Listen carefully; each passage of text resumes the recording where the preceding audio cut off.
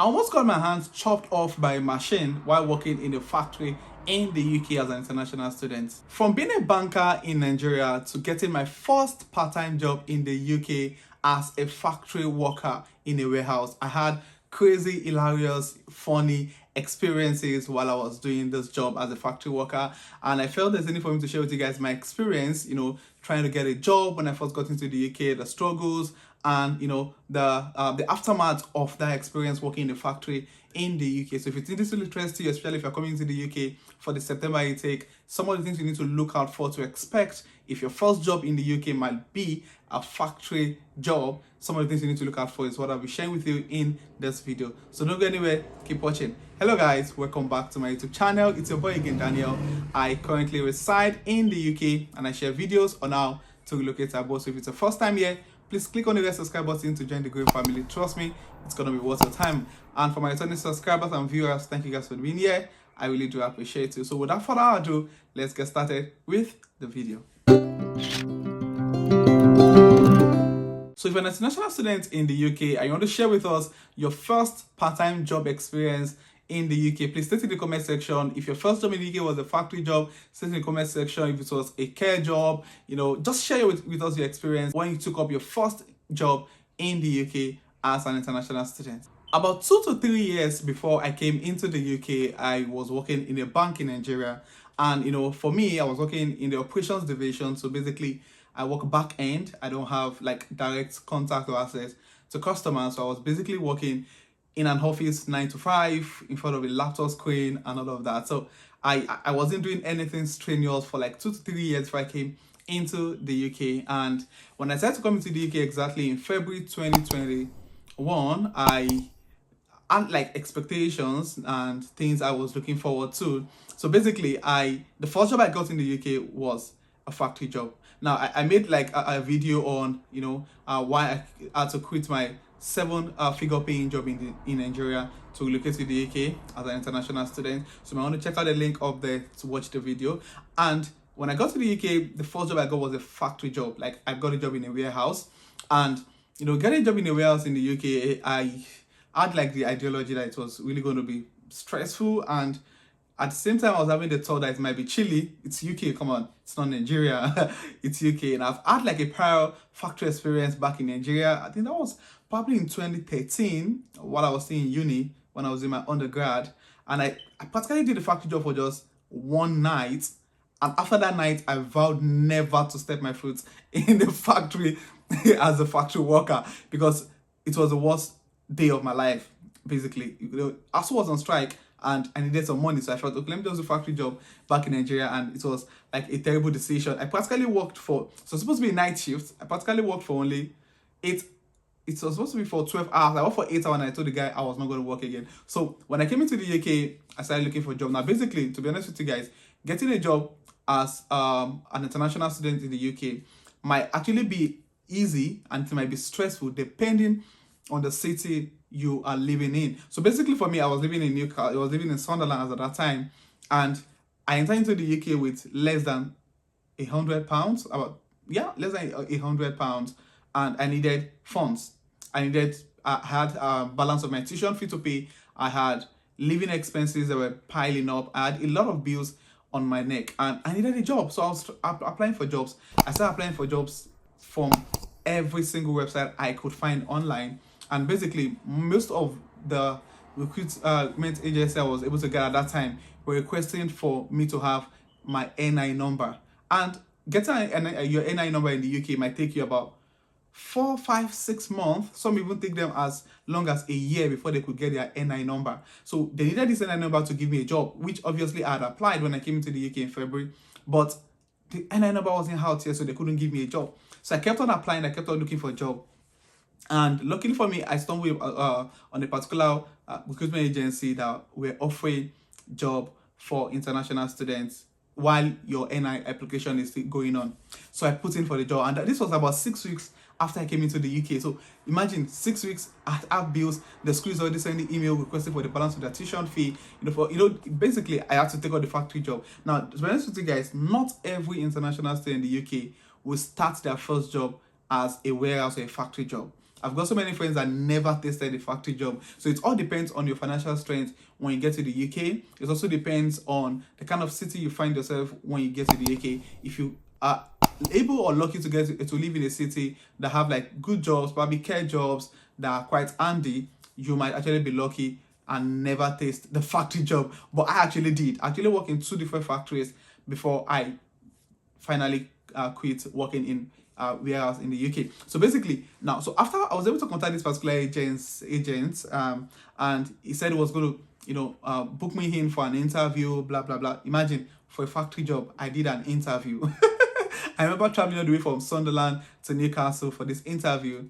I actually even got lost on my way. I stopped at the wrong train station, and that's not the story for today. So I got to the recruitment agency office, and the interview, took place. And after the interview, the first thing, one of the comments the interviewer told me was like, "Oh, you're from Nigeria, you speak good English." Yeah, I speak good English. I can't help it. She was like, "Oh, is that your first language?" And all of that. So, but apparently I got a job, and I was to resume work. Okay, I was supposed to do like an induction shift the following week. So I was, sent a text to, resume at a particular factory. So I went to the factory, and it was a plastic factory. So basically what they do is they make plastics for, some of the food companies. So basically your work is just to, arrange the plastic being produced by the machine, set them up in boxes and all of those things. So I got a job. I started working. I did my induction shift that night, and the pay wasn't bad. I was paid the following week. So most of the jobs in the UK, most of the part-time jobs in the UK, you are being paid weekly. So I got paid the following week, and for the first time, my first earning in the UK ever was £71. Like, I felt so important. I felt so good, having £71 enter into my account for the first time for just one night shift. So I started going for the shift. I started going to work there, and basically I had like 2 shifts per week, because I'm only allowed to work 20 hours per week as an international student, and the agency gives like 8-hour shift daily. So I did like 2 day shift, which is 16 hours. That was all I could do as at that time. So I took up the job the first time, the second day, third day. It was looking good. I was being paid about £142 per week. My earning was not taxed because I haven't met the the taxable threshold. So you need to earn about £240 something per week before you be taxed. So I was earning £142, not taxed, because it wasn't up to the threshold I should be taxed. But there's like a tax-free amount for international, which is about 12,700 or 12,570 per year. So I hadn't met the threshold for the week, so I wasn't taxed. So I took up the job, and when I took up the job, there was a particular incident that happened a particular day. I was on a night shift, and while working on the machine, I slept off. Yes, while working on the machine, I slept off. It was one of my friends that went for the night shift together that shouted my name, Daniel, wake up. Like, I was working on the machine and I practically slept off. It was one of the most ridiculous experience of my life. If something could have happened, I could have probably mistakenly put my hands in a particular part of the machine and my hand get chopped off. It was really a scary experience. Like, I was exhausted, I was tired. I think it was probably around 2 or 3 a.m. I had to just tell the factory manager that I needed a break. I went outside for like about 10-15 minutes to just chill, cool off my head. Then I went back to the factory, because you're being paid per hour. So you're paid per, so if I decided to go and stay outside for 2 hours, I wouldn't get paid for the 2 hours. So I had to quickly, freshen up, wash my face, refresh myself, and go back to the factory. Now, as if that was not enough, the following 2 days after I went for a day shift, it was from 2 p.m. to 10 p.m. And apparently, this particular factory is in Newcastle. So after my 10 p.m. shift, I need to get back to Sunderland, and it's like an hour 15 minutes journey. So basically, I finished night shift, the day shift, 10 p.m. The last bus leaving the bus stop to Sunderland was to leave by 10:15. So I need to walk from the factory to the bus stop for 10 minutes. So I have like 5 minutes gap in between. Unluckily for me, by the time I got to the bus stop, I saw the bus going right in front of me. And in the UK, if you're in the UK, I know you can attest to this. The moment you get to the bus station and the bus has taken off, even while you are there, the bus won't wait anymore because they're also working with time. They're being paid per hour also. So I missed the bus. I was stranded in Newcastle. There was no way that the particular place where the factory was, it was very far from the train station. There was no way for me to get back. The bus was like the only last resort for me. Honestly, guys, do you know what happened? I had to take another bus from Newcastle to Durham. Like, it was like me going further away from Newcastle, from Sunderland. So apparently that night I got to Newcastle, to my house as at 1:30 a.m. That was the time I got to my house that morning, and I had a class for 8 o'clock the same morning. Honestly, I felt like, who sent me to go to work today? Like, who sent me a message? It was really a ridiculous experience for me. So after a while, I stopped working with the plastic industry. I think I only did that for like 2-3 weeks. Then I got another factory job in a chicken. Yeah, they produce like fresh chicken. Oh goodness, the factory was cold. The temperature of the factory was running in negative, in minus something. It was extremely cold, you know. And I was staying in a very cold environment, arranging chicken in a box. Imagine a sweet banker like me in Nigeria arranging chicken in the UK. I was arranging chicken for 8 hours straight, but then probably in between the 8 hours you get like 30 to 45 minutes break. Then you're back inside the freezing factory. Honestly, I did that for a couple of weeks, and the pay was quite similar. I was earning about £142 weekly, and feeding is part of it, transportation is part of it. How would I be able to actually pay up the balance of my tuition fee? It was really a ridiculous experience, honestly. Whenever I sit down sometimes and remember what I went through while doing some of those jobs, I just smile. And honestly, it was really a ridiculous and, you know, a very terrible experience for me. Honestly, it wasn't extremely bad, but honestly, working in those factories was really tiring. The pay wasn't making so much sense. Imagine earning £142 per week, and you've got like £7,000 to £8,000 tuition fee balance to pay. How are you going to cope making up with that? So basically, I did a video on how I was able to raise up enough funds to pay my tuition fee. You want to check the description to watch the video if you are interested.